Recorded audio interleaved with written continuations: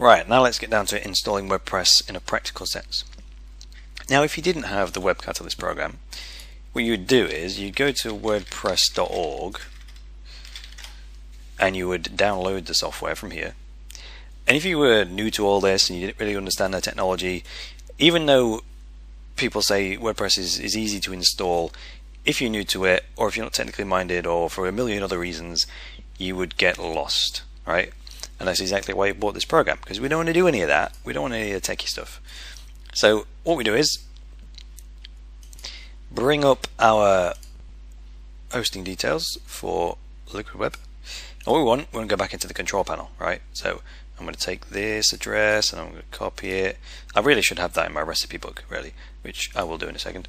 But let me just delete all this out. I'll paste that address in. And I opted to save my password last time I logged in, so it's automatically stuck it in for me. And I just click OK. And here we are, back in cPanel. Great stuff. Now what we're looking for this time is to scroll down to this section, which is called Software and Services. And the magical tool we're going to use is this, Fantastico Deluxe smiley face. So I click on the smiley face, and that'll take us through to this. Now this thing will allow us to install a whole bunch of fantastic web apps, web applications that are open source. So they're all free. The one we want is WordPress. So if we click on that, it's going to say WordPress, blah, blah, blah, blah, blah. New installation. So click on New Installation. See, it's here, it's telling us how much hard drive space we've got available on our little web server, which is 5 gigabytes, which is loads, and it needs 12. So we've got 5,000 megabytes available, and WordPress is going to take up 12.7 megabytes. So it's tiny, we've got tons of space. This is another one of the reasons why we use Liquid Web, because the cheap hosting providers, they just got terrible service, and they restrict your resources. We don't want them. We just don't want them. So trust me. So click on New Installation. So we've got 3 steps to go through here. It says, which domain name do you want to install it on? Well, we've only got one to choose from, so we'll use that. It says, which directory or which folder on the web server do we want to install it in? Well, 9 times out of 10, don't put anything in there, because you just want to put it right on that domain name. You want the WordPress site to load up when someone types in www.webcatalystdemo.co.uk, and it will just load up from there.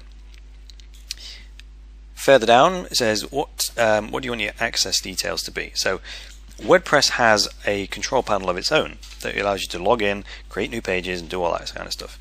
So it's going to ask you to select a username for that.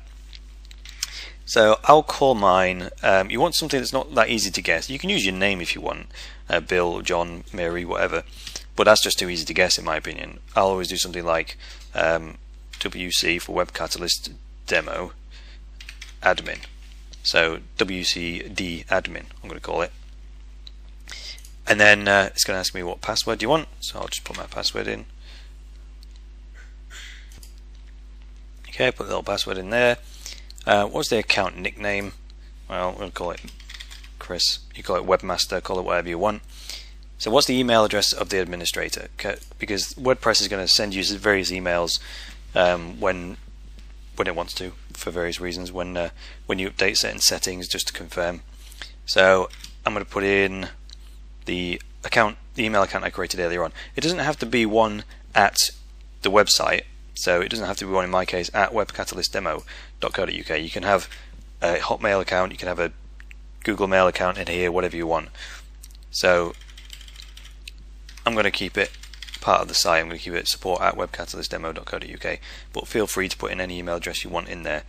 If you want to keep all your email centralized and easily organized, then put your email address in there that you use most often. Okay, leave the site name alone, leave the description alone, we'll sort that out later on, and then just click in Install WordPress.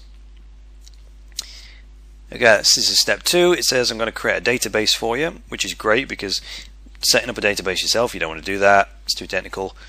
And then it's going to say you're going to be able to find your website at webcatalystdemo.co.uk. Now, because we're installing WordPress in the main folder, before, when we went to our domain name, webcatalystdemo.co.uk, it loaded up just the the bare folder because there was nothing in there. And then we tested the hello.txt file, that worked. But now it's going to stick a whole load of new files in there, which is going to be installing the WordPress system itself. So once we finish this installation and visit that domain name, it should load up the WordPress system instead. So click finish, and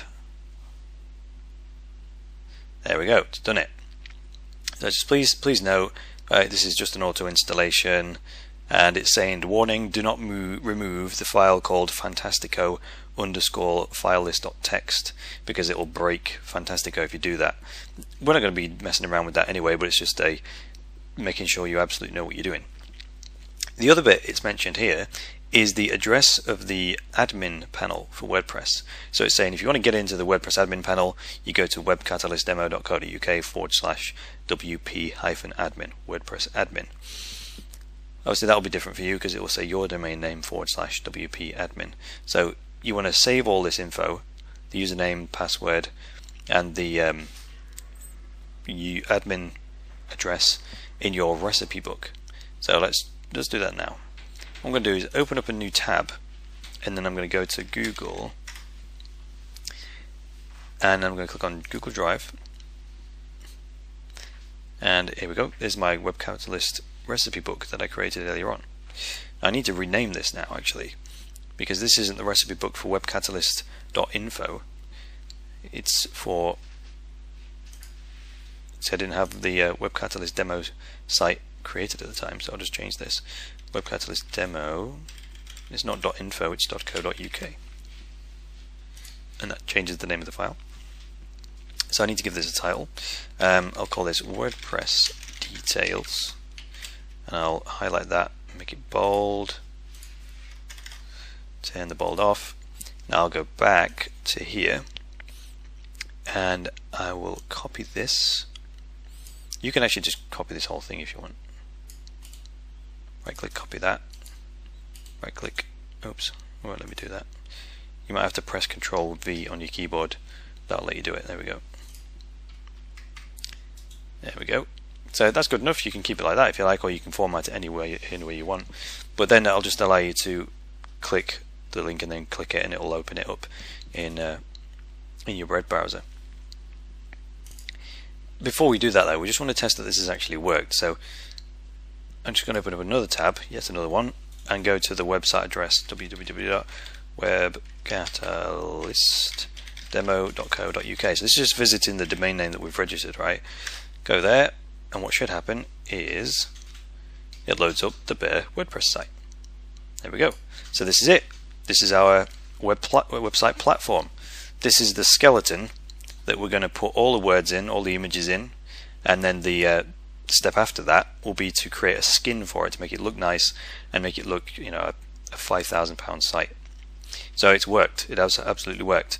But this is exactly what WordPress looks like every time you install it. It creates a home page which has a blog on it, and it has a sample page with the same old text on it. So click on the links, make sure it works okay. It's got a little form there. This is all very, very basic stuff. And it's got these header images. We're going to change all this later on anyway, but this is the bare software we're going to use, WordPress. And also you can click on this here, title, to go back to the home page, and there's a little sidebar. I'll explain all this later. This is just a test to make sure all the links actually work and there's no errors. So it looks like it's all working. Let's just test the admin. So I'm going to close that down, go back to my recipe book, and then click on this link. You notice that webcatalist/wp-admin, click on that, and it's going to take me to, hopefully it's going to take me to the admin panel, which it has done. There we go. This is the WordPress admin panel. And in here, if I put in my login details, which I have wcd admin, oops, I'm going to have to type it in, aren't I? wcd admin, and then my password. Now I can highlight this, but it won't let me copy it, so I'll have to hold the control key down and press C on the keyboard, which copies it. And then I'm going to go here and click in there and hold the control key and press Control V. Then it pastes my password in there. I always like the old remember these details button because I don't like typing them in all the time. especially if we're going to be doing a lot of work on our site. We don't want to be, opening our recipe book up all the time. So it only saves them on this particular computer, so there's no risk. So click login. It's going to ask me, do I want to save my details? I'll hold off on that for 1 second just to make sure I've typed the details in correctly, because there's no point in saving a password that doesn't work. There we go. So yes, I've logged in successfully. This is the WordPress control panel, and now I know that's succeeded. Now I'll click on remember password, because those are the details that work. I say welcome to your new WordPress site.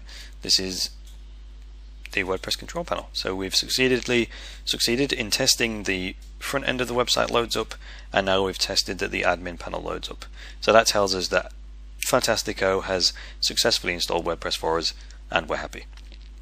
So the next thing we'll be doing is moving on to looking at actually putting some stuff in there and making a skin for the site.